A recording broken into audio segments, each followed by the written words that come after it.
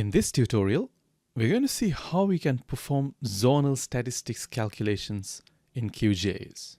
And at the end, I will also show you how to add a summary table which consists of those calculations onto a map like this using the print layout option.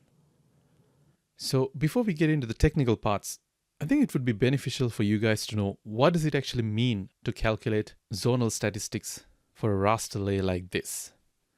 Now, as you can see, we have two geospatial data sets. We have one raster called elevation data, which basically shows the variations of elevation across a specific region. And if you try to sort of attribute these numerical values to the colors, you can see that the lowest values are located right around these regions, and the highest value happens to be about 389 around this region, and those are in meters above mean sea level. At the same time, I have overlaid another vector data layer called divisions, which basically shows some administrative divisions on top of this raster layer. And my task here now is to calculate an average elevation value for each of these divisions. Now, if I select this elevation data layer and take the Identify Features tool, let's say, for example, if I were to concentrate on this division right over here, I could actually get the individual cell values by, well, just randomly clicking here and there. For example, the elevation value of this point would be 145 meters above mean sea level. And this one should be a very low value. So that's 45. This one is 85. This one right here is 170. So if I wanted to get an average elevation value just for this division, what I technically should be doing is I should be adding up the elevation values corresponding to all of these pixels one by one. And then I would have to divide it by the number of pixels within this division. And that would give me sort of an average elevation. But of course, that's not a practical way of doing things. And that's where this zonal statistics calculation come in handy. So I'll directly jump into the tool and you'll get to see how it works. However, before that, I would quickly open up the attribute table of this divisions layer just to show you guys how the attribute table of this divisions vector data layer currently looks. You can see that we basically have just one field, and in that field, we just have the name of each division as a record right over here. So the idea again is to calculate the average elevation corresponding to each record. All right, I'm going to deselect this and we'll now go ahead and jump onto the tool. So to access the tool, you can go to Processing and select Toolbox. And from here, you can search for Zonal Statistics. It's this one right over here. And my input layer is of course going to be the divisions layer, because I would like to calculate my zonal statistics for the records corresponding to this divisions layer. And the raster layer that we're going to use for this is this elevation data layer. And when it comes to the statistics, we can actually select a number of different statistics like the count. So the count basically gives us the number of cells that are contained within each division. Now that would be an interesting statistic to know. In this particular case, adding up all the cell values that fall within each division wouldn't really make sense, because it doesn't really make sense to sum up all the elevation values. So I'm going to untick this. Mean, of course, this is what we are after.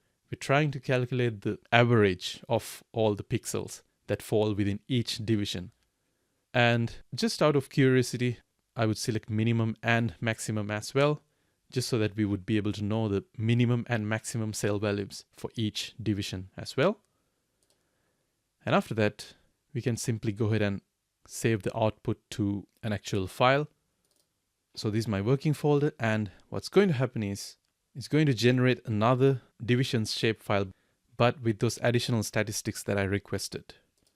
So I'm going to call this division stats, and then we can go ahead and run this tool. All right, as I said, it generated a new vector data layer. And now if I open up the attribute table of this newly generated vector data layer, we would be able to see for each record, well, what the count, the average, the minimum and maximum values happen to be. So this is pretty cool. And this was the column that we were actually after. So if I randomly pick, let's say one division, let's go with Sutton, you can see that in this division, the average elevation value happens to be 114 meters above mean sea level, with 27 and 170 being the lowest and the highest elevation points. And we basically have that information for every other division, which is precisely what I wanted. So you can see how easy this is, especially using a tool dedicated for a purpose like this when it comes to calculating statistics, so that we don't really have to do any manual work. Now, in case if you want to show this on a map, what you could do is you could go to Project and select New Print Layout. I'm just going to call this Average Elevations, and then we can simply go ahead and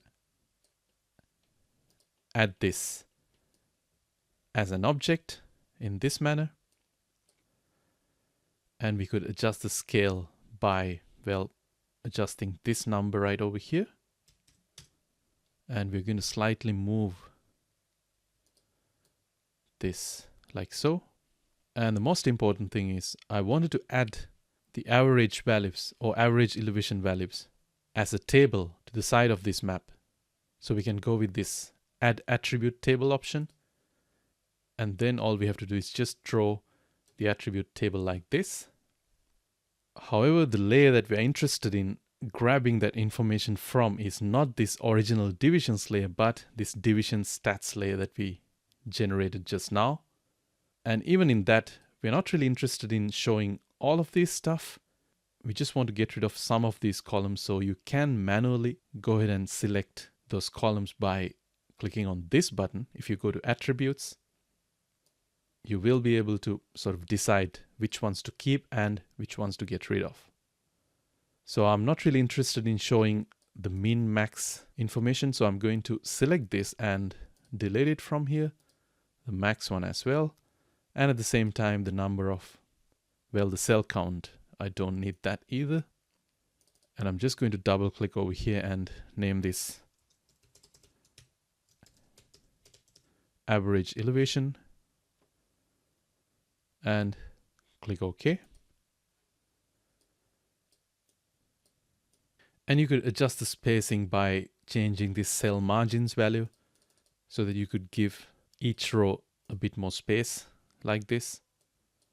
And if you're creating a proper map, of course, that's going to involve a number of different steps, such as adding a proper title, adding the other necessary items like a north arrow and a scale bar, and of course, including a legend. So all of that needs to be done if you're creating a proper map, but I just wanted to show you guys how to sort of get that information that we just calculated onto a map or a print layout like this. And after that, if you just want to go ahead and generate or export this as a PDF, you could do that right from here. And I'm going to name this Average Elevations Map. And then we can open this up and view it as a high quality PDF like this. Hope you guys enjoyed the tutorial. If you do have any questions, add a comment down below, and I'll see you in the next video.